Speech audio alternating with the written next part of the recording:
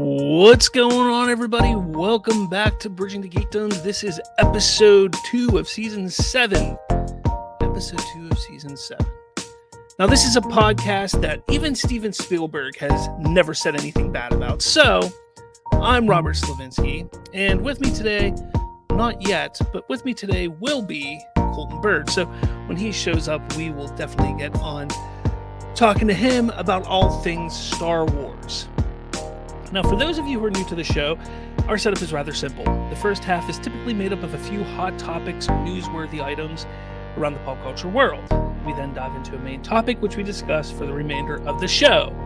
And just as I said, he wasn't here yet, I might as well introduce the man of the hour, maybe. There he is. There he is. Bigfoot's older brother / father, Colton Bird. I don't know if he hears me. Sorry. What's that? Yeah, I can't hear you. I don't know. That's not good. Let me make sure it's not my stuff going on here. Nope, I'm good.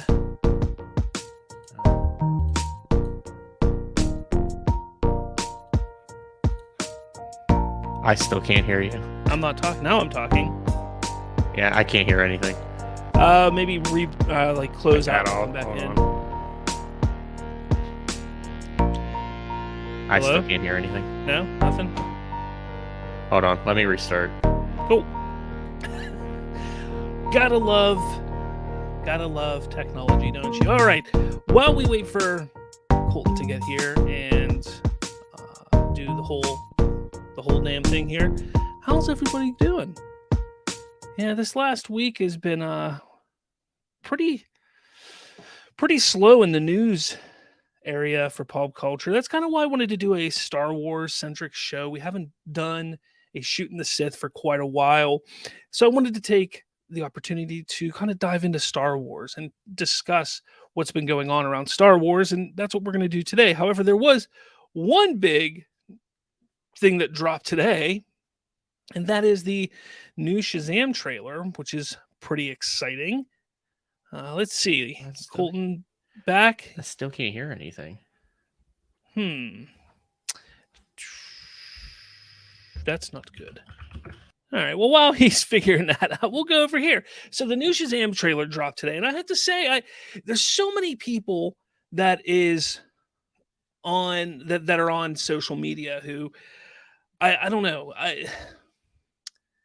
They have a tendency to put their anger of somebody else towards James Gunn for no damn reason.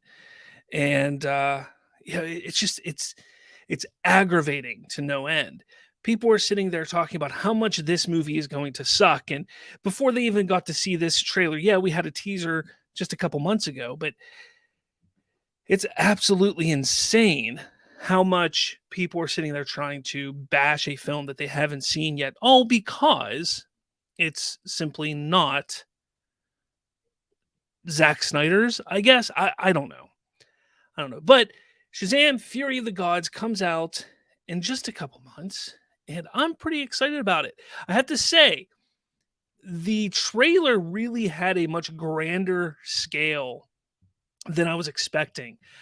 The first one was a very small film. And let's see if he's back. You good? Yeah, I can hear you. All right. Nice. Sorry. But the first Shazam was very small in scale. Still a great film. It's one of my favorite DC movies. I wasn't expecting this one to go so hard on like the huge scale that it's going at. Dragons fighting in the city and buildings getting demolished. It looks pretty badass if you ask me. I don't know. Did you get a chance to see it? I tried. My Wi-Fi's been dumb all day. Oh. So yeah. But hi, yeah. I'm here. Hey. Yeah. As I introduce, I'll reintroduce you because I thought it was a good introduction. So this is Bigfoot's older brother / father, Colton Bird. Yo. Swiggity swaggity. So yeah, that's where we're at. We're talking about Shazam. Shazam. Shazam. I think the action looks pretty great with it. I think this is going to be an absolute blast. And I got to say that in the trailer here, because Helen Mirren is playing the bad guy. And there's a moment like right at the beginning of the trailer where little old Helen Mirren just kicks Shazam, and he just flies through a building. I was like, that's pretty badass. Helen Mirren, you're okay in my book. That's years of using Pine Sol. That's the power of Pine Sol, baby. I don't know. I am just really excited for this film. I think I'm more excited about this movie than I actually am of The Flash or even Aquaman. But that's because you'd have to be a meth user to be excited for The Flash. So, it's crazy because The Flash, there's all these rumors that came out this past week about who people are saying the villain is, that it's going to be Dark Flash, and it's a version of Flash who is in a Kryptonian-like suit. And the pictures just look like the marketing for that movie just is not good because they keep putting up like concept art or just really terrible looking photos of the characters or toys. And it's just so bad. So bad. Granted, there's a lot of hype around this movie. There's a lot of good coming out from what people are saying, but I don't know, man. I don't know. Like I heard a lot of stuff about a year and a half ago, and not a lot has changed from what I understand, but hearing things and hearing about the story and then seeing it are two different things. And it sounds cool, but if it looks that bad, I don't want to fucking see it. I don't at all. Right. Move on to the next topic. We're going to get into our Star Wars stuff now, which I'm kind of excited about. Now, like I said, we haven't talked Star Wars very much for quite a while. Yeah, some may say today we're shooting the Sith. We're shooting the Sith. Oh, man. But I want to talk about Ahsoka. We got an Ahsoka TV series coming out, hopefully the end of this year, early 2024. I'm real excited about. A lot of people are calling it Rebels 2 because it's basically a continuation of Rebels, which I'm okay with. But we do know that the big bad in this show is going to be Grand Admiral Thrawn in live action, which is phenomenal in my opinion. Yeah, I can't wait. Now, I heard months and months and months ago from a very, very reliable person that Lars Mikkelsen, who voiced Thrawn in Rebels, was actually cast as Grand Admiral Thrawn in the Ahsoka show. However, Lars was interviewed by express.co.uk recently and asked if he was aware of the rumors and fan campaign for him to play live action Thrawn. He said he was aware of it, but then said this when asked if he would do it. He goes, well, I haven't had the offer, but yes, sure. So a lot of people are taking that as, well, he's not playing Thrawn. He's obviously not in that role. They haven't announced. Is he? Dun, dun, dun. Things they haven't announced the cast yet. So they probably want to keep it a surprise. And people read too much into it. Actors lie all the time about roles because, especially when it comes to Star Wars, because they're like, can I say anything? Can I say it? Like, I don't know. So no, not in it. Because Mickey Mouse will come and take their firstborn. They're not allowed to say anything. I can't do a Mickey impression. I would try.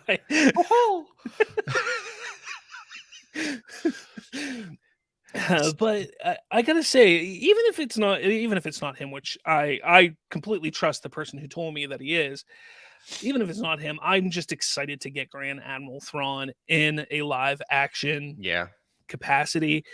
I got a hold of the Thrawn book trilogy that's now in the Legends universe late in life. I wasn't a big book reader growing up. Despite me being a huge Star Wars fan, I didn't read a lot of Star Wars books, and I didn't really know about that Thrawn trilogy until I guess it was around 2012, 2013, right after Disney bought Lucasfilm. And I immediately went and bought the first book and second and third. It's a great trilogy. Thrawn is a great character. I didn't like how they brought him into Rebels. I don't think he fit very well. I won't say he didn't fit very well. He wasn't utilized to his full capabilities of what we learned from the original books that he was in. But then they had some new Thrawn novels that have come out. Again, they do a great job at showcasing this villain, this character. Trooper Geo, yo, what's up, man? But Swaggity. But when you get down to it, I think that this is the time period that the Thrawn trilogy, the original book novel series, was set in. Was after Return of the Jedi. I think we're going to see a lot of that brought into live action, and I am excited about that. Yeah. That's what gets me excited. I'm a fan of the Thrawn trilogy. I can't wait. Yeah. Plus, he's just a badass character. Let me ask you this: there's a whole bunch of shows going on in the Filoni verse right now. I'm calling it the Filoni Favreau verse because that's the new Star Wars canon. But I mean, think about it. You have The Mandalorian, which is going to have 3 seasons here very soon. It's going to have the 3rd season. The Book of Boba Fett. You have Ahsoka, Skeleton Crew, and that's 4 right there. And I believe there's a secret one that Favreau's working on right now that they haven't announced yet, but is supposed to be announced come Celebration in April. But all of these things are being built in this same time period here. What if they are working up to their Avengers Endgame moment? Oh, that'd be so dope. Against Thrawn. That would be cool. I would be about it completely. Like, imagine Luke Skywalker, The Mandalorian, Boba Fett, Ahsoka, all these characters, Grogu. Like, they're just... No one wouldn't be Obi-Wan, but the ghost of Obi-Wan, the artist formerly known as Obi-Wan. But just imagine they all team up against Thrawn. Like, how badass would that? That would be freak. And that's the moment. Let's say like that is the moment that they learn that not about the First Order, but they learn that there is remnants of the Empire being built in the Outer Rim, and that's what sets Leia off on her journey of separating from the New Republic and creating the Resistance. Like, how badass would that be? And that could set Luke off. There's some sort of ancient Sith thing or Jedi relic or something out there that, kind of sets him off on his path too. I just, the possibilities of, like, if you really think about it, Favreau and Filoni are giving us the trilogy that we wanted, both the sequel trilogy that we wanted anyway. And granted, it doesn't have our legacy characters in it, but that's okay. That's okay. Yeah, I mean, we got Luke a few times, and we got Boba Fett. We got Boba Fett. I tell you this, I would be shocked if we don't see Leia pop up within one of these shows coming up soon. I would be shocked. I would be shocked too, because I mean, wouldn't be shocked because she would tie in with Luke at some point in time. Yeah, I think that's what's going to happen. I think there's going to, whether it's Luke or even Ahsoka. Yeah. There's so much of us that sit there because we still haven't seen that initial moment where Ahsoka and Luke meet, and Ahsoka goes, "I knew your father at your age, or younger, and I knew, he trained like that." Having that moment would be great with Luke, but you can also have that moment with Ahsoka and Leia. Yeah. So I think that's another thing that we could definitely see down the line, because I think that would be a great way for Leia to have an understanding and closure with who Vader was. Yeah, because she never really got that in the original trilogy. She kind of was just like, oh, womp womp. Trooper Geo, I just hope they make Thrawn a morally gray character, not a full-out antagonist or sympathetic protagonist. He could play both sides of the spectrum to further his own goals. Well, that's the thing. Thrawn is such a strategist that he will utilize whatever he has to get his way, and whether that is, the thing is, you can't have him fall to the side of the New Republic at all. Yeah, you really can't. And he can't just be out there gathering the Infinity Stones either, just wiping everybody out in his path, because I'd put too much of a target for the New Republic or whatever. Yeah, exactly. I think a lot of this is going to take place in the Outer Rim, all of this, and I think that Luke is going to come into it because he'll be searching for some Sith relics or something like that, and he'll happen to stumble across this, this storyline going on with Thrawn. I don't know. I think you need to make him a full-on antagonist. You just have to, because he's going to be the one who's going to sit there and say, I need to rebuild the Empire or the Imperial forces. Yeah. I have to rebuild it. That's essentially what he was like in the original trilogy of books. So we have to see him be like that. It could follow. He could be one of those people that Palpatine put line, knowing that, like, once I die, my conscience just floats up to Exegol, and you go there and recruit or train or whichever, I really hope they don't bring Exegol into it. Well, not necessarily Exegol, but he knows, like, the whole, like, First Order plan ahead of time. Yeah, I mean, he could doing his part for it. He could very well understand what the plans were that Palpatine had in place for after his death. So I definitely want to see what they do. I think Ahsoka is going to be that show that furthers our understanding of where the universe is at this point in time, right after Return of the Jedi, those 5-10 years right there. I think that's what's going to really solidify our knowledge, because the Mandalorian, they built, like, they showcased that, the Empire is still there in sex, but it's not as powerful as it was, or as scary as it was. The Empire at this point is like a pizza on a Chinese buffet. Yeah, I see you there, and I respect you, but I'm still going to do my own thing. It's a very, very interesting way of putting it. But Is it wrong? I mean, I guess not. No, I've never gotten a pizza from a Chinese food buffet. Exactly, but it's there, and you respect it, but you're still going to get Chinese food. Oh, man.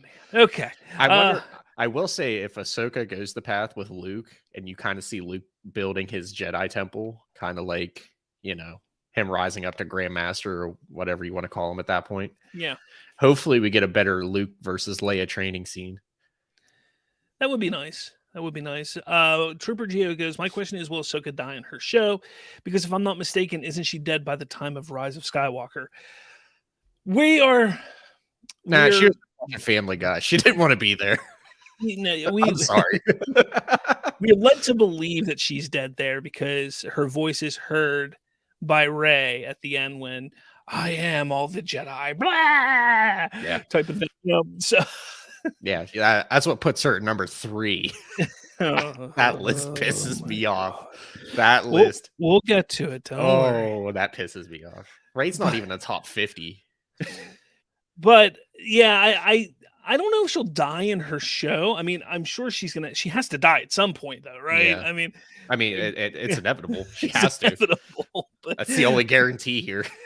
I would like. I just don't know. Like, how do you? You couldn't kill her off properly. The show could do it properly. I mean, unless. But I can't see old age because she's still super She's gonna young. have to sacrifice herself. I think I think it won't be in Ahsoka, but I think it's gonna be in that big team up that we think is gonna happen. Yeah. And she's gonna sacrifice herself for Luke. Yeah. Or Leia or Grogu or something like that. She will have to sacrifice herself. And I think that's the only way that it's gonna actually happen. Like I don't see her going down in a fight, like a one-on-one fight. Yeah, I don't see her going down, because they could have went that route in Rebels. Yeah, but who's she fighting? There's no one to fight. So like, is Thrawn gonna kill her in a one-on-one fight? No. Yeah, like it's got to be some heroic, epic act that it really pushes it pushes her to her limits. Then again, who knows? They may come up with something badass where we have a new form of Inquisitors that pop up. We have no idea, right? Because what does Thrawn have up his sleeve? We have no idea. They bring in Galen Merrick. Finally get Starkiller. They clone Luke Skywalker. That would be kind of cool. I mean, it happened in the books. It would be cool as shit, but it's Luke. Yeah. It's Luke with 2 U's. I hate you for that one. No, we find out Mace Windu never died, and he's just like a 96-year-old man. Look, I still want to see Mace Windu come back. I still say the door's still open. I think I don't think he would come back then. I think between episode 3 and 4, he should come back and have his whole thing. But only as a cameo, and it's him on a ship, and some sort of space snake gets released, and he's like, "I've had it with these motherfucking space snakes on this motherfucking ship," and then just like force pushes him out the windshield and goes, "Why? I think that'd be the best way to reintroduce him into the series. Then we would be like, a Jedi, I see. Oh, geez. I don't know. I came in spicy today. Let us know your thoughts on Ahsoka. Do you think Lars Mikkelsen is going to be portraying Grand Admiral Thrawn? Do you think what he said about him not being asked, is that true? Is it false? What do you think? And what do you think is going to happen with Ahsoka? I can't wait for that show. I think the show's going to be fantastic. Yeah, I really do. There's no way to go with it, but there's so many ways to go with it. There really is. Like canonically, you could do anything really, because there's no time, like the time frame between 6 and 7 is so big. But also, like, you can't just shit on her character either. Moving on, we got Skeleton Crew update. Skeleton Crew, which is reportedly wrapped filming. Now it's shared by some people from the stunt team. A since deleted Instagram video was posted by stunt coordinator Graham Cottle, celebrating the end of filming, thanking his colleagues for their hard work. The video was captioned, "That's a wrap on Skeleton Crew," as reported by Deadline. The same sentiment was captured by stunt actor Juliana Potter in her Instagram story, allegedly stating she can't wait for the world to see what's in store. I am really, really, really, really excited about this show now, because I originally didn't know that this was going to be set in the same time period of The Mandalorian and Ahsoka and everything. And the fact that it's going to be about these young kids lost in the Outer Rim, and it's going to be kind of like the Goonies, Stranger Things. It's not a kids show, but not necessarily like a full-on hardcore adult show. It's like that Stranger Things caught in the middle type thing there. I'm excited. I hope there's a sloth-like character like the Goonies. I really do. Guys. But it's okay. I'm going to hell for this one. Oh wait, hold on. My buddy Lego Story Workshop made a pretty good stop motion called Windu Returns. It's a pretty good what if Windu survived. It's worth a watch if you guys got some time to kill. I'll check it out. Thank you, Troop Gia. Also, sorry that I really just hard stopped and read that comment. I don't even remember what I was saying now. I think you said you were going to hell for something. But... So instead of sloth, it's like a Wookiee with like Down syndrome. Oh, come on.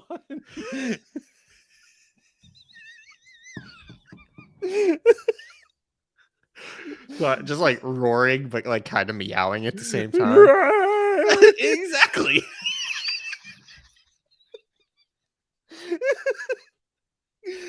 He just kind of waves like this all the time. They're like hiding in a bush, and he's just standing there.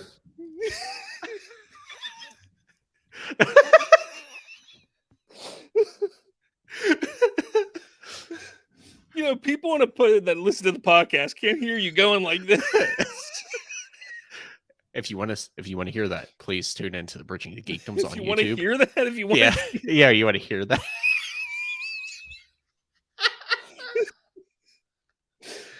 This show's gone completely off the rails. Fuck it. This show is brought to you by Mountain Dew. If only. Be some good money we'd be making there. Man, could you imagine? We'd make like 25 cents. For our one viewer. How about, what do you think, though, about Skeleton Crew? Like, what are your thoughts? Are you excited? First off, this was announced last summer. I think it was May of last year during Celebration.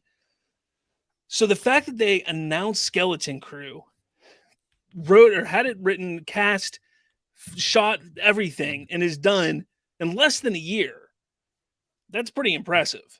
Yeah.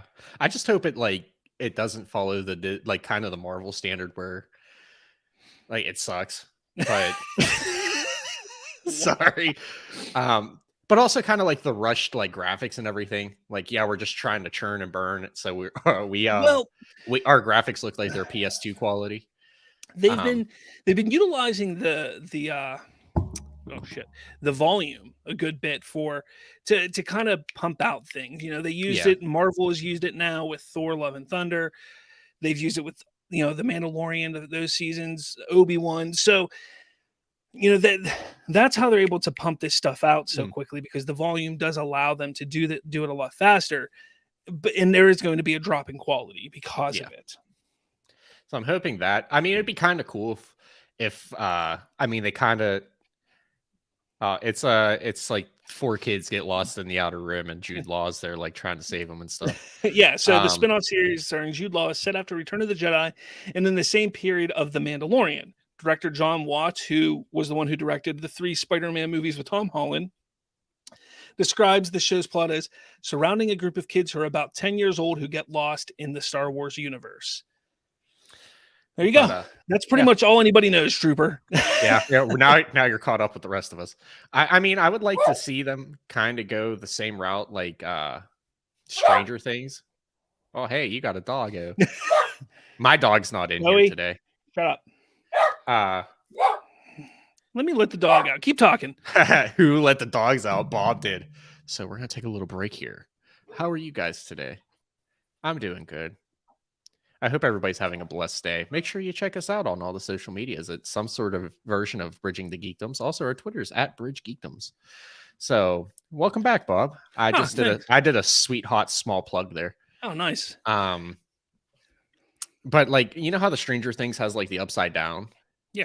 Like, I kind of make a Star Wars equivalent of that. Not completely rip it off, but they kind of have. I mean, they have the World Between Worlds. Yeah, like kind of explore that, because that wasn't really too explored. But somehow they dip into it and kind of. I think there's a good chance we see more of that with the Ahsoka series, or built off of the Ahsoka series. Yeah, but I mean, I would like to kind of see it not be a horror, but kind of be horror, where it's like kids, like they're in like the Outer Rim. It's uncharted territory, so they just stumble across stuff and it sucks. But I mean, it would be interesting to see like kind of the World Between Worlds in live action. Yeah, I think we will. Now, do you think that in this skeleton crew, do you think there's any chance that we see Force users in here? Yeah. You do? I think one of the kids will be accidental Force user.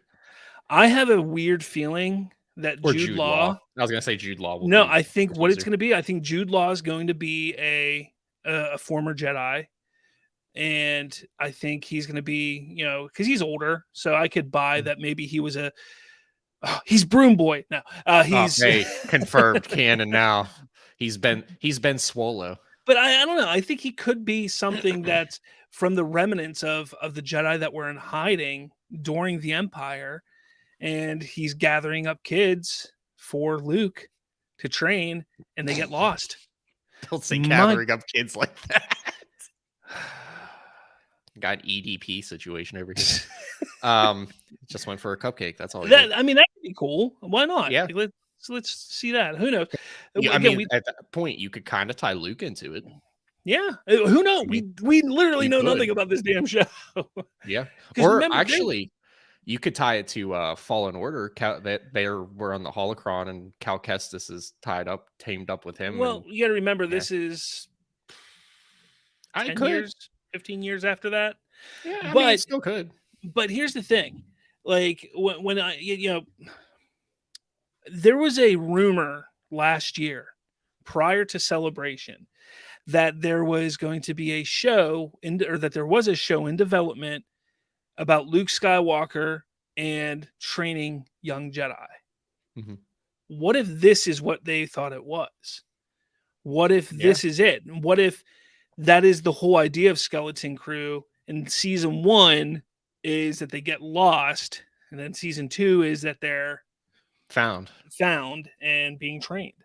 Yeah, and then they worship Yoda. They were lost, and now they're found.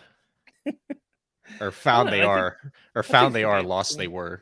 Yeah, so there's some cool concept art there of Skeleton Crew.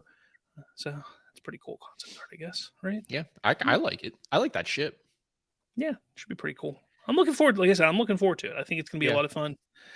All right. So let us know your thoughts on Skeleton Crew. What do you think the show's going to be about? Are you excited that it's wrapped? Do you think there's going to be Jedi in it? Do you think it's going to be a fun time? I think it's going to be awesome. I do. I think it's going to be a great show. I mean, really it's do. Star Wars, so I mean, I'm going to check it out. Speaking of Star Wars, we got a little something from Ewan McGregor, who was asked in an interview with Disney at the Disney Studio Awards if he would be willing to come back for a season 2 of Obi-Wan Kenobi, and he says this: I was so happy to do it again, and so happy to work with Hayden again. I hope we get the chance to do it again. How many times are you going to say again? In the old days, I would joke about there must be a good story to tell between episode 3 and 4. But it's true. I always felt that there was. I feel like Deborah Chow found it wrong and absolutely nailed it wrong. Like I just found the story that we wanted to see between the last one that we did and the first one that was done in 77. And I think it just adds to our knowledge of the characters, and it's satisfying for the fans. So he would love to do it again. But will he do it again? But will they do another one? I mean, yeah, probably. Trooper Geo still talking about Skeleton Crew goes, Jude Law could also be some kind of secret dark side user, not a full-blown Sith, but someone who's dedicated to the code, and he's gathering the first generation of Sith troopers. That would be dope too. The problem is it would be awesome, but Disney Lucasfilm does not have the balls to do it. Yeah. They don't have the balls. They're making a show called The Acolyte, but the main characters are Jedi. And the Acolyte is going to be part of the Sith. Like, you're calling the show evil, but you're going to focus on good. Yeah, they don't have the balls to do it. It's really annoying. Really freaking annoying. Remember, Ubisoft had the balls to do it when they released Assassin's Creed Unity and Assassin's Creed Rogue for the Xbox 360 and the Xbox One. Just remember, Rogue was a damn good game, but you start out as an assassin and as a Templar. Unity just sucked, but yeah, Rogue was definitely good. Check it out. I mean, that's a little side video game thing there, but that has nothing to do with Star Wars. But you know, yeah, okay. So, I have a question here for you. Back on the Ahsoka thing. Yeah. So, how many Clone Wars references do you think there's going to be? I don't know. Hopefully a lot. Yeah, I was going to say, I wonder if they're going to lean more on Clone Wars or if they're going to lean more on Rebels. Raheem's World. What's going on? I think it's going to be full of surprises, and all the kids are Force-sensitive kids in the Skeleton Crew. And what if those kids somehow are the kids that Luke trains in his school? That's kind of what I was just saying. Yeah, that'd be dope. Yeah, I think that's really cool. I think that's a great idea. Except morbidly, we know how their story ends. Do we, though? We don't really. I mean, because the comic can just be thrown out. They won't even follow the comic. Yeah, speaking of the Obi-Wan, comic had a better story for the Knights of Red than the sequel trilogy had for the Knights of Red. And the comic was a 4-run comic. Speaking of the possibilities of a Obi-Wan season 2, let's talk about this real quick. What do you think they could do? They blew a full load in season 1. You can't do anything else. Well, they could. They have.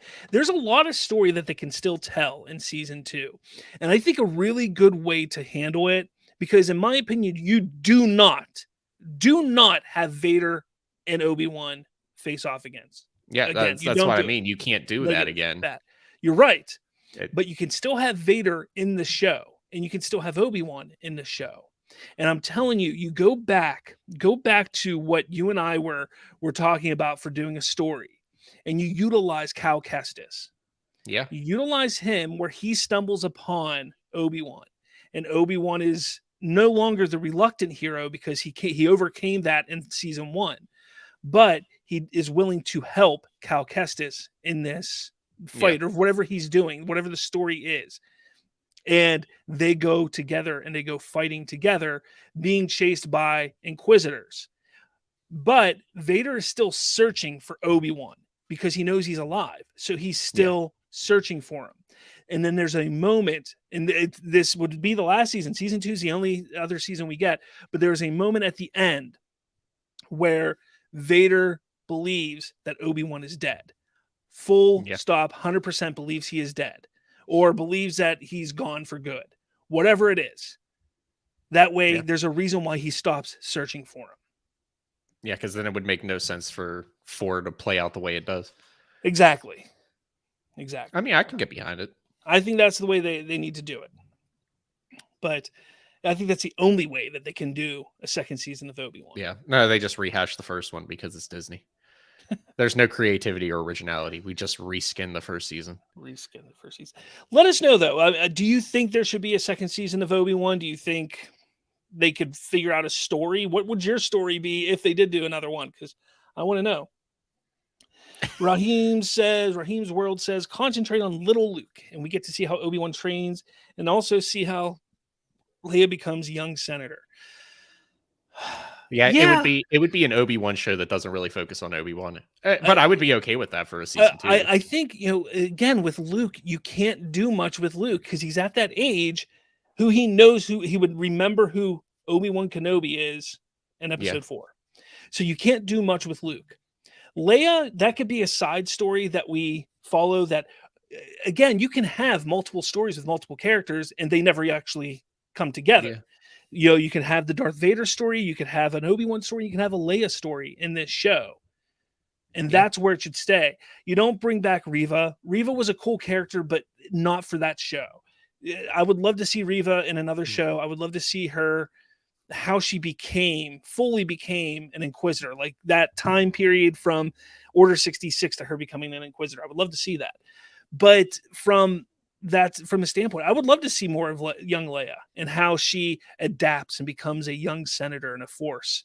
And I think Vader, having that storyline of him searching for Obi-Wan and just not being able to find him until the very end, and then he's gone, Yeah.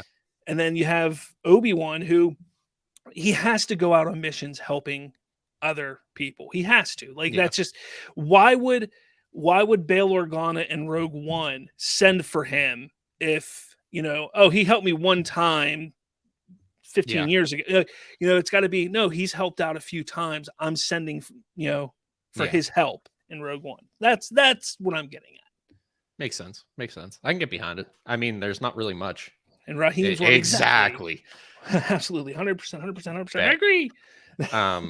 But he, there's nothing, you can't really do too much with season 2. It shouldn't have a season 2, but I just want a season 2 because I would love to see more flashbacks. Yeah. With Obi-Wan and Anakin. I feel like we were gypped the opportunity. They had a great opportunity to have flashbacks that were haunting Obi-Wan about him and Anakin as brothers in the Clone Wars. Yeah. And even they could have come up with moments that were like in the Clone Wars where they're working together and he can start to see the dark side creeping up in Anakin, and he see it and it would get pulled back. And there were moments that Obi-Wan keeps reliving, thinking, if I would have noticed it then, or if I would have caught it then and stopped it then, would we be where we're at? That would have been the first season was a perfect opportunity for that. And we were gypped. Explore the PTSD, especially of just the Clone Wars in general. But you can't really do that anymore because at the end of season 1, he's back to being, hey, I'm good now. So I mean, you could still rehash some of it, I guess. I mean, there are still going to be days where he's going to be by himself. Yeah, I suppose. But let us know your thoughts on Obi-Wan, on Ewan McGregor's comments. Love to hear them. Love to know your thoughts. All right, we're going to get into our main topic here for the last 20-ish minutes of the episode of the show today. This is a bit controversial. This popped up just a couple days ago, and it started making its rounds on social media. And it literally makes me want to puke. So, Screen Rant decided to rank the top 10 most powerful Jedi. Look at this list. 1 and 2 are fine. I actually agree with 1 and 2. I don't actually, but go ahead. I mean, well, Yoda, just because he's been around for literally fucking ever. Here's the thing, Luminara, I don't agree. Kia Diamundi, I feel like they just threw them in there because they're like, oh, let's. They're on everybody else's top 10. No, it's not even that they're on everybody else's top 10. It's we gotta make it look like we know what we're talking about and that we know other Jedi names. not saying that Kia D Monday shouldn't be on the list. I actually have him on my list. Kit Fisto, I can't remember. I got to take a look at my list. I don't remember if I have him on there. But, if you take a look, it's Yoda, Luke, Rey, Obi-Wan, Mace, Qui-Gon, Anakin. Like, those are the big Jedi that we know of in Star Wars. It's literally insulting that Rey is number 3. It's the insulting. fact that Rey's on there and Ben Solo isn't is actually what makes me really mad. The fact that she's just on there, period, like, infuriates me. Like, as a Daisy Ridley fan, I'm saying this. Do you have a list? Did you make a list? Yeah. That's why I asked you if you wanted me to go canon or non-canon. Yeah, we got to stay canon. That's the thing, because we could go. It would take us forever to go non-canon. But go ahead. I want you to. What's your number 10? My number 10 is Qui-Gon. Actually, Qui-Gon. Yeah. Raheem's World list is shocking. Thank you. Ray, Thank you. It's pissed me off for 3 days now. So I solely put this at him at number 10 solely because I love the character and I don't want Rey on it. So understandable. If I push her back as much as possible. Grogu. I have Grogu at number 10. He's badass. I actually don't have Grogu on my list, but he's also like 2, so I mean, he's 50. Okay. I mean, it's literally like 5 in like Yoda years, but So what's your number 9? So I went with the High Republic on this one, the one that is focused around in the first few issues of the series, Avar Kriss, who has like Force telepathy. I unfortunately cannot talk about the High Republic because I haven't dove into it.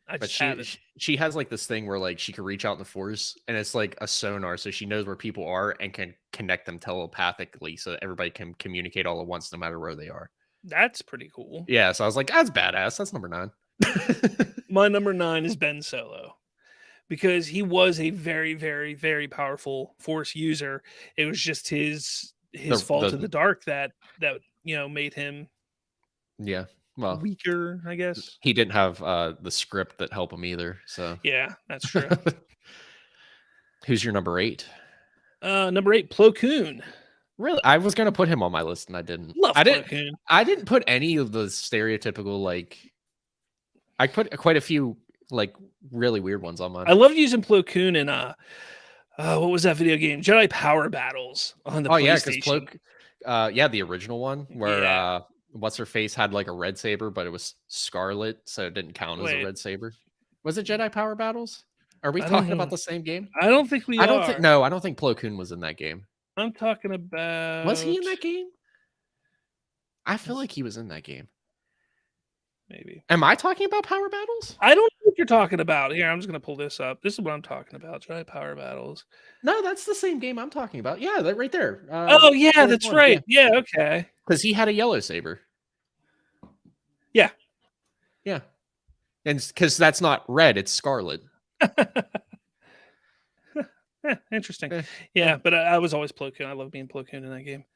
Plo Koon is also badass in Clone Wars too. True. Trooper Geo, there doesn't need to be a season 2 to Obi-Wan, in my opinion. Season 1 was handled poorly, so I don't have much faith in season 2. I'm with you on that. I just don't feel like there's a story for season 2. You blew a whole load for season 1, and it doesn't need to have a season 2. So who's your 8 again? Sifo Dyas. Sifo Dyas. That's a good pull there. That's a good pull. As someone who was a Jedi, got exiled, and then fell to the dark side because, like Anakin, saw the future and prepared the future, but also became a pawn to Palpatine. My next 7 is Kia D Monday. He was a very powerful Jedi. He was, the way that he goes out in Revenge of the Sith, just it angers me because he is more powerful than that. Like in lore, like he would have sensed that happening before it did, but that's okay. They had to do Order 66 some way. Yeah, and they also had to do it in not like the proper 3 hours it probably should have been. Ayla Secure is an underrated Jedi. I agree. She almost made my top 10. All right, what's your next one? We're on number 7, right? Yeah. Visage Ventress, because she does become a Jedi in that one novel. I can't remember the name of it. The one with Quinlan Vos. Oh, that's going to bother me. Oh, hold on. I'll look up the name. I can't remember the name of that novel. While you're doing that, I'll go. My next one, number 6, was Count Dooku. Yeah, mine was also Count Dooku. Really?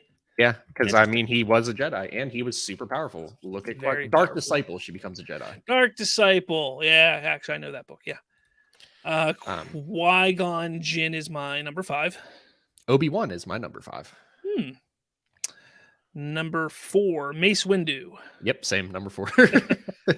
All right, so my top 3 is where it would be controversial. Absolutely, 100% controversial here, but I have a reason why for every single one of them here. So go ahead with your number 3 first. I have Anakin / Vader. Okay. Just because he is the chosen I just realized I left Anakin off my fucking list. Nice. I gotta push Grogu down. I understand. Grogu's off. Anakin's my number 4 now. Oh, fuck. Okay, well, Mace is my number 4. Yeah, Anakin's my number 4. I can't believe I left him off my list. Like, I'm sitting here, like you said, I'm like, holy shit, I don't have Anakin on here. You left the whole, like, main character of the first 6 films. Because, I mean... But I was so worried about keeping Rey off. I just hey, I literally asked you for canon or non-canon to put Rey as far down the list as I humanly could. Raheem's World says, hell, I could have taken Yaddle on that list before Rey. Sheesh, how did Rey come before Yaddle? I completely agree. Trooper Geo, there's a good amount of story possibilities for season 2 of Obi-Wan. For example, Obi-Wan could fight against some crime cartels on Tatooine to protect Owen and Beru. I mean, crime cartel didn't work very well for Book of Boba Fett. So, Trooper Geo Ventress was also a Jedi in her youth, if I remember correctly, from the Clone Wars. I don't remember either. Yeah, I don't remember. It's been a long time. But anyway, so I had to put Anakin / Vader because, I mean, Vader does redeem himself at the end. But the whole power, like, he's super powerful.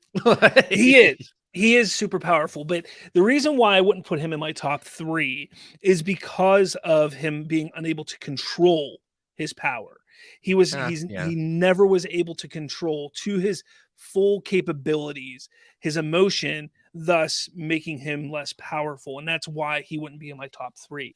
My number 3, though, is Yoda. Yoda is number 3 for me. And the reason being is he is so wise. He is, probably the smartest Jedi. He's got some of the greatest battle skills there are. But the problem with him is he is so ingrained in the Jedi code that holds him back.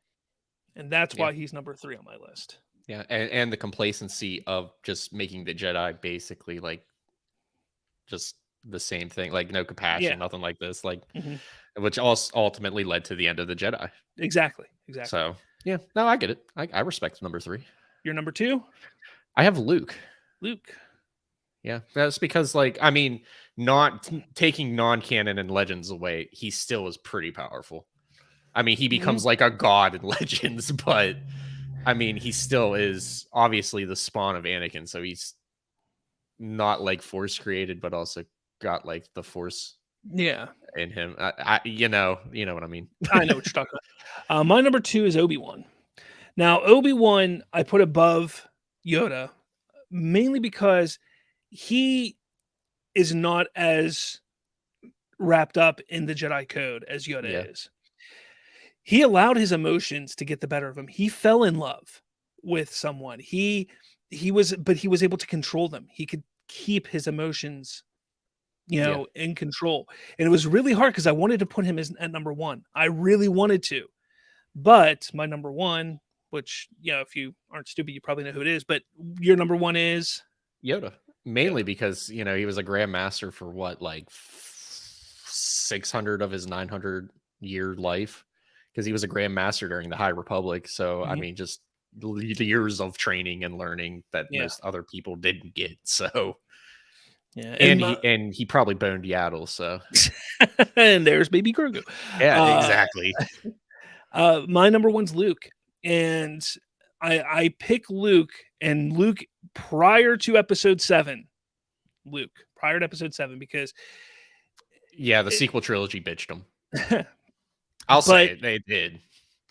But he was willing and understanding in taking the Jedi in a new direction and wanting to not fall into the old habits of what the Jedi were. Not to mention that he did defeat one of the other most powerful Jedi and Force users to ever live, and his father, Darth Vader. And he didn't have to beat him in battle. Like he threw down his weapon. He defeated him with his love, with his what Jedi aren't supposed to have, the non-conventional Force. Exactly. And that's why I would put it. And again, I struggled with Luke and Obi-Wan being number one, only because I think Obi-Wan was able to display being a Jedi better than Luke, but that's because he had more conventional training than Luke.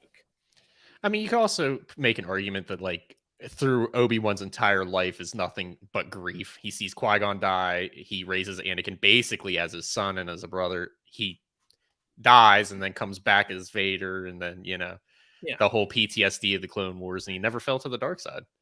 But why? Like, how do you put Rey? Like, there's no way that Rey's on the list. That had to be controversy. They were like, "Oh, that'll stir some shit." No, 100%. That had like that's the only logical way you could put Rey on that list. If you want to start up controversy with Star Wars, you bring up Rey, in a controversial way. You go on social media and say Rey is or Rey isn't a Skywalker. You go on social media and say Rey is one of the most powerful Jedi ever. Well, I'm honestly shocked they didn't put Rey Skywalker on the list. They just put Rey. Yeah, that's true. I mean, the film's been out for how long? They put the last name of everybody else except for Rey and Yoda. Yeah. Yoda doesn't have a last name. Yeah, well, Yoda's last name's Parsegian. We learned that in Family Guy.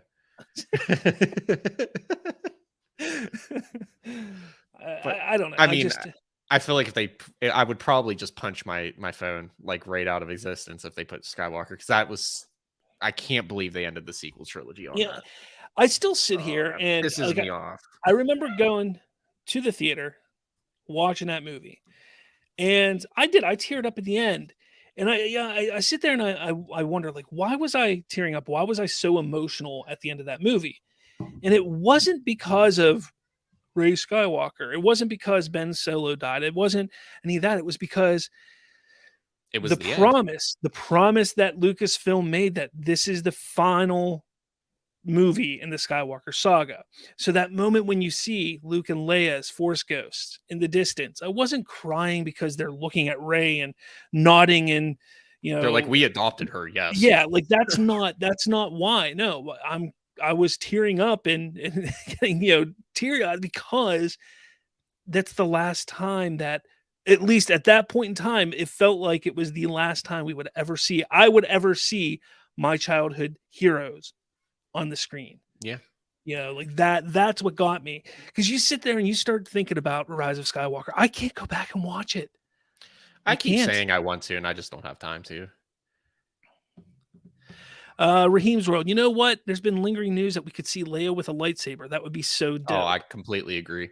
Give her the one from The Force Unleashed too. And again, that's yellow sabers. And this is where I said we're going to see Leia pop up. I know Raheem's World says not in The Mandalorian, but in a future project.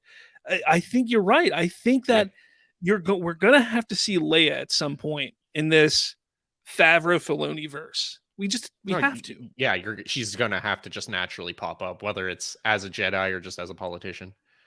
Trooper Gia, the sequel trilogy is my favorite fan fiction. Except for like half of episode 8, because we can't even include that in fan fiction. It shouldn't be included in anything. That should, like we just don't acknowledge episode 8. We just accept that half of episode 9's half is what episode do you think? 8. I mean, do you think that there's any chance? There's this whole idea and belief that Dave Filoni and Jon Favreau are trying to reboot the sequels and like take the sequels out of canon. Do you think there's any possibility that they do that? I don't think they can take them out, but I think all the supplementary content that they're releasing could make episode 8 tolerable. I agree. Tell the story that episode 8 should have been, and then like episode 8 is essentially a side story in and of its own, because it literally has nothing to do with anything. It does nothing with episode 7 except for the first like 10 minutes when like Poe is being a dickhead, and then episode 9 does nothing with it. So And that's the problem that with the Like, sequel trilogy is just all three of them just feel disconnected from one another. You know, with the exception of 8 or 9 and 7, they feel connected. But that's the problem with the sequel trilogy, and that's the biggest issue that we've had with Star Wars thus far. I wasn't a big fan of Andor. I don't know if you had a chance to watch Andor yet. I wasn't a huge fan I of it. dip my toes in it. Because it just it wasn't that it was a bad show. It was just so boring and slow, and it was just Because there was like no story to tell. It was a story that didn't the need to be the told. first 3 episodes could have been told in 1.5 episodes, Yeah. if that. You know, Because like they again, just spoiler alert, there's no sequel to Rogue One. They all die. Trooper Geo. I'm not a huge Filoni fan. What? I personally think a Whoa. lot of his work is hit or miss, but I appreciate what he's trying to do. Here's the thing with Filoni that a lot of people don't understand. He has a really cool cowboy hat. And he's from Pittsburgh. Woo! Oh, really? I didn't know that. Yeah, he grew up Oh, in that's Pittsburgh. pretty badass. I can't believe you didn't know that. Yeah. Oh, that's cool. Yeah, but he if you don't know, Trooper Geo, we're from Pittsburgh. Yeah. But 412 gang gang. he does so Clone War, like take Clone Wars. Like I can understand there's some arcs and some episodes in the Clone Wars that aren't great. And I understand that. And he wasn't really the head of that. Remember, George Lucas was heading up Clone Wars. So for pretty much the entirety of Clone Wars, or at least half of it, it was George Lucas that was running it. He was in every writer's room. He was the one making the decisions, calling the shots. You take a look at Rebels, they go to him and say, you have to make 20 episodes. And it's really hard for them to write a great story for 20 episodes. You have to have filler episodes. And that's where the hit or miss comes in, because the filler episodes in Rebels sucked. The filler episodes currently in the Bad Batch suck. When it's the story, the main story that's going on, there's nothing better than what Filoni creates besides what George Lucas created. Yeah. It's that simple. Yeah, Jar Jar is like God's gift to Star Wars. Raheem's World. Now, I do believe we will see Leia in Mandalorian Season 3 because of Bobby Brown being signed to Star Wars 7 months ago. And I'm also excited we're going to definitely see Mon Mothma. Well, we saw Mon Mothma in Andor. So if you're watching Andor, you see Mon Mothma. And those big old mommy milkers. I don't know about Millie Bobby Brown being cast in Star Wars. I gotta look this up. Yeah, I don't know. Hopefully she shaves her head again. It worked well for her the first time she started a series. But anyway, while Bob's looking that up, if you are enjoying what you're watching here, make sure you check out everything else on the YouTube channel. It's really dope. Yeah, I don't see. I think June of 2022, it's being reported she's eyed for Star Wars, but not seeing anything else. I have to reach out to some people I know, see if that's actually a thing to find out. Trooper Geo. Andor was my favorite piece of Star Wars media since Clone Wars 08. You know, wait. You're talking about the Clone Wars movie, or are you talking about the show? Oh, come on. Baby Hutt was dope as shit. Don't even go there. Please don't be talking about the movie. It wasn't I mean, okay, it wasn't good. It was a kid's movie. It was definitely a kid's movie. It was a kid's movie, 100%. Yeah, no, I don't know. It just, Andor, just like I said, it just was boring for me. I watched the entire thing, and I'll watch season 2. You know, that's the thing. I don't mind I'll watch anything Star Wars. I will watch it at least once. But yeah, I just I don't know. I want more. I wanted more substance than what it gave us. It was just predictable and slow to me, unfortunately. Yeah. Understandable. I still want to know what the hell he's talking about with Millie Bobby Brown. Because that would be cool casting. I mean, I think she would be great as a young Leia. You know, then you wouldn't have to do as much CGI. But here's the problem. Raheem's World, here's the problem. They had a perfect person to play a young Luke Skywalker with Sebastian Stan. He would have been perfect. Perfect. They could have done limited CGI on his face if they wanted to do. They didn't need to do it. I'll say they wouldn't have to do anything for him. He's literally. Do you really think that they would cast somebody that looks like Leia, or do you think they would just do what they did with Luke? And I think they would go the same route that they went with Luke. I do. Because I mean, they could definitely do with a what was her name, Billy Lord, like they did in Episode 9. Yeah. Second season will be much different than season 1, says Raheem's World. I think you're right. Trooper Geo, depends on which story Filoni is telling. For me personally, I'm not a huge fan of what Filoni is doing with Bad Batch. I agree. I think Bad Batch season 1 was decent. It wasn't terrible. I enjoyed it. I watched only the first 2 episodes of season 2, and a lot of people I talk to that do watch it, they are not seeing many good things. So I'll probably wait until the season is over, and then I'll binge it in a day or 2. They should have just either stuck with the original 5-episode arc for Clone Wars, or they should have just followed. I mean, I haven't watched anything but the first episode of Bad Batch, so I'm talking out my ass right now. But you remember Battlefront 2, like the OG Battlefront 2, when you had the rise of the rebellion on Camino? Yeah. The rebellion, go that route. I mean, it could. I'm talking out my ass. I don't know. I haven't watched anything but the first episode, but yeah, kind of have the phase 2, kind of just out of the training, out of breeding, I guess, cloning, whatever, kind of defending Camino and the Empire taking it over, and phasing out the clones. But that's the last stand of the Camonians. Yeah. Well, they kind of hint to Caminoans or Camino in the end of season 1 of Bad Batch. So get through the full first season, and you'll see what they did there. I'm talking out my ass. So, but I mean, I could see something like that kind of working, but again, I don't know. I didn't watch anything but the first episode. All right, last comment we'll take. Raheem's World. There's been a lot more deaths in Bad Batch than season 1 of Bad Batch. Again, I couldn't tell you. I thought the first 2 episodes were pretty lame, and like I said, what I've heard is not great. So I'm hoping it gets better, and then if I start to hear good things, then I'll jump on and binge it all, because it's a quick watch, so I can probably get through it in a day or 2 pretty easily. Nice. But I think we're going to start wrapping up here, folks. So thank you so much for watching, especially Trooper Geo, Raheem's World, Trooper Geo. One more time, that's what the Clone Rebellion should have been if they were going to do it.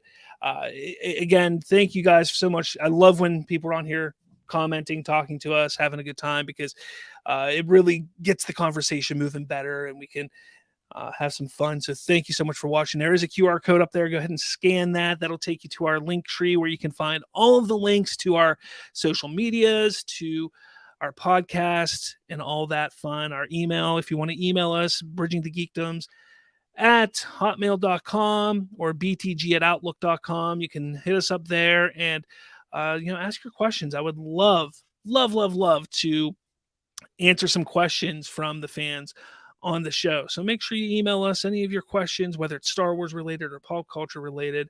Raheem's World goes, thank you. You two are dope. Hey man, no problem. Hey, hopefully you're dope too. More. You're dope too. Yeah, definitely. And I don't know, you got anything else, guy? I just wanted to be known when you were doing that. Around the World by Daft Punk was playing in my head. So I was just around the world. For no fucking reason. I don't know what sorry, my autism just acted up there. Well, everyone, thank you so much for watching, and may the Force be with you.